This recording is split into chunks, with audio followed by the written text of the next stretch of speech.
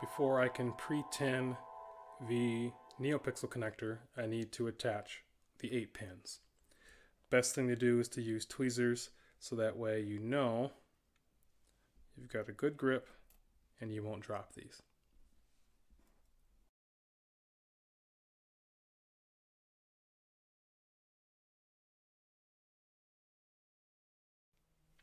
Okay, so now I have those attached or inserted, and now I figure it'd be best to use a hobby vise here so I can get access to all of the pins without the clip being in the way.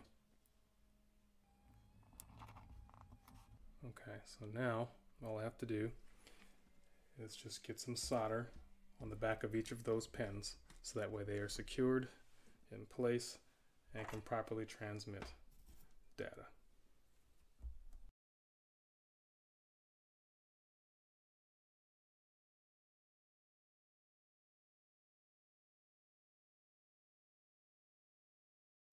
Alright, so now all of my pins are secure and in place. So now I'm just going to go ahead and tin or pre-tin each of the pads that I will be using to connect the wires.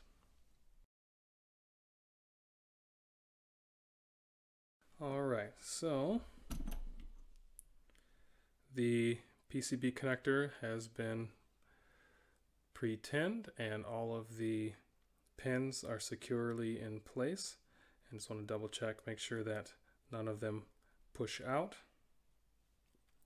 and everything feels good.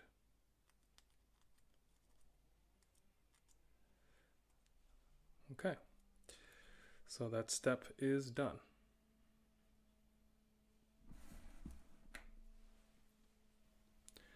So we know the dual tactile switch doesn't fit, so we're going to sand this down a little bit and try to get that to fit into the switch hole of the hilt.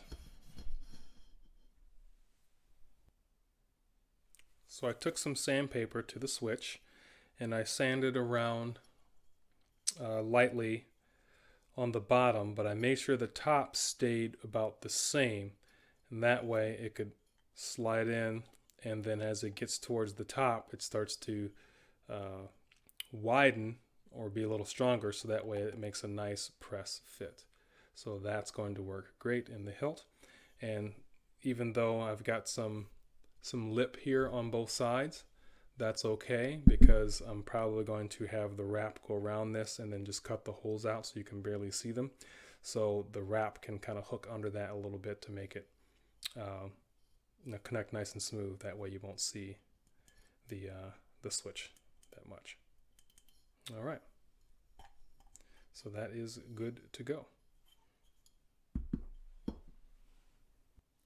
Now we're going to talk about the pre-tin and which pads we're going to use on the board. Now, this particular board I did in a previous install, and it had the bad motion sensor cap, so I had to take everything off and send it back to the custom saber shop to have them repair that. So the pads I'm going to use have already been pre-tinned, but I will go through and tell you which pads we're going to use for this install. So as always, have your diagram handy, wiring diagram and manual, and I have the CFX mat right next to me, so I can reference that while I'm looking. So the pads that we're going to use, we'll use both of these two pads down here. This is going to be your power pad, your positive, and this one here next to the port is going to be your negative. So we will be using both of those, and that should be pre-tinned. Right here and here, these are your two speaker pads. So we will of course be using both of those to wire to the speaker. Going along the top line over here, this pad right here we'll be using for our switch. This is going to be one of the power to the activation switch, and this will actually be spliced with the auxiliary switch as well. So both of those wires will go to this pad here. Then looking down here, these 3 pads, we'll be using all 3 of these. The first one on the bottom here and the third one up, those are both going to connect to one of the negative wires or pads of the neopixel connector. And the one in the center here, that's going to be for the data line. So we'll be using all 3 of those, and those should be pre-tinned. And then if you look here, I'm going to flip it over. Here and here, we're using both of those for the other spliced negative of the neopixel connector. So both of those pads need to be pre-tinned. And what's nice is you can see here on the board, it's actually labeled aux and act. That's going to be the auxiliary switch and the activation switch. And it's nice that it's actually labeled right there on the board. So those will both need to be pre-tinned because we'll be using those pads as well. This particular build does not have anything extra on there. I'm not doing a crystal chamber or accent LEDs or Bluetooth or any of that.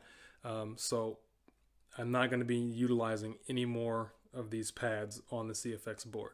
Now granted, some of these pads here are not currently needed or in use, but there are many pads here that can be used if you have extra features. For instance, the Bluetooth will be these smaller pads down here on the bottom, and if you're doing accent LEDs and things like that, you'd be using these pads on the side. So since I'm not utilizing any of that, I'm only doing 1, 2, 3, 4, 5, 6, 7, 8, 9, 10, 11, and 12 pads.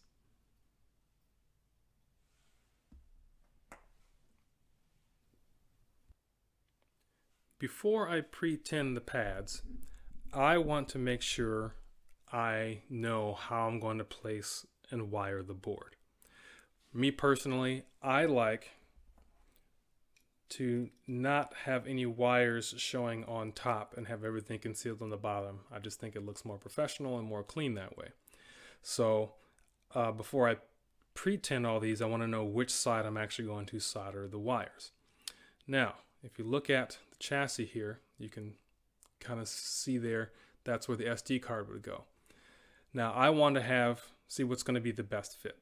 Now, obviously with the USB port up top, it's going to be very easy to attach and connect a USB cable if I want to connect it to the rice editor or to my computer.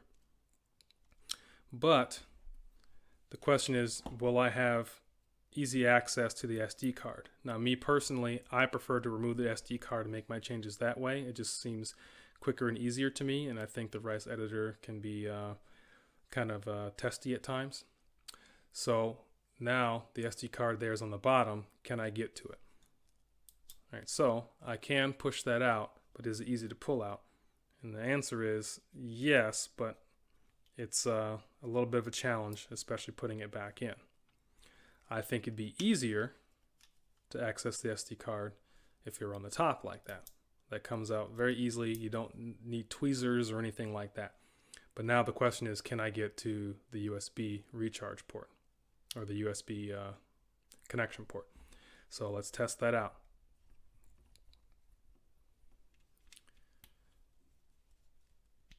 So yes, I can plug that in. As long as the wire has some flex and bend there, the recharge port shouldn't hopefully be any trouble. I can get to that, and if not, I can probably ease up the board, lift it just a little bit to plug that in. But I guess you could also do that with the SD card too, but you have to pull it up just a little bit more. So I think I'm going to install with the SD card accessibility up top like that. And you can also see the Plector Labs toast and butter symbol right there as well. So since I know I'm going to solder it this way, and I will have to go into the SD card and adjust the orientation of how the board is positioned, so that way when I'm swinging the saber it knows exactly where up and down and left and right is, or top and bottom. I'm going to solder and pre-tin all the pads on the bottom side here and put my wires there. Just a friendly reminder, before I do any type of soldering onto the soundboard, always make sure that your SD card is removed. Place that safely into a bag or the case that it comes in and set that off to the side for safekeeping. You don't want any damage to come to that, because without that SD card formatted for the board, you're not going to have any sound or anything work. So now let's go ahead and pre-tin all of the pads. Some of them have kind of been touched a little bit, but I'm going to go over again and just make sure they're clean, fresh, and good to go.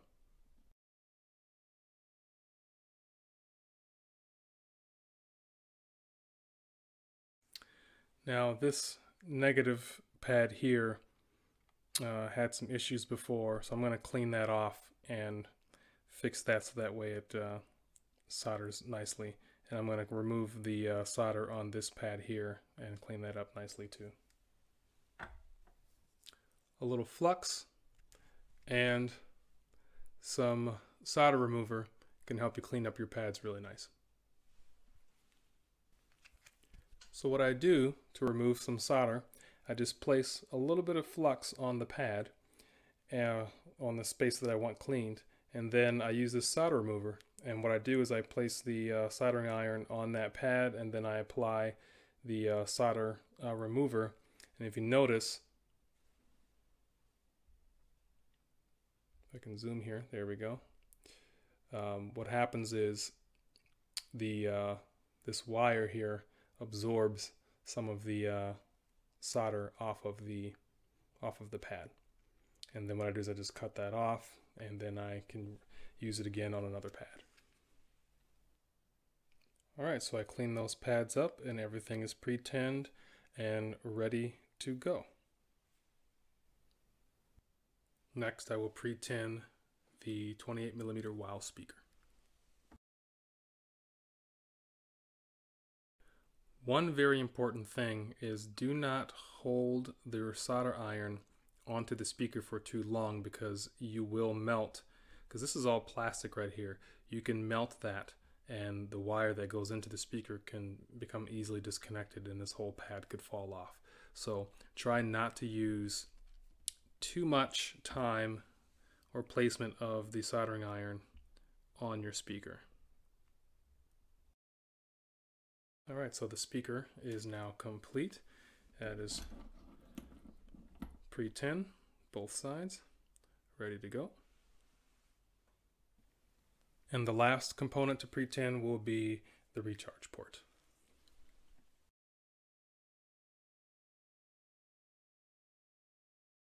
Alright, so the recharge port is now pre-tinned. You can see that is ready to go, ready to receive some solder, and I'll probably adjust that so that the solder melts down a little bit more so that it connects better. So that wraps it up for this episode. All the components have been pre-tinned and prepped and checked for fitment, so everything's good to go. Our next episode we can start wiring things to the board.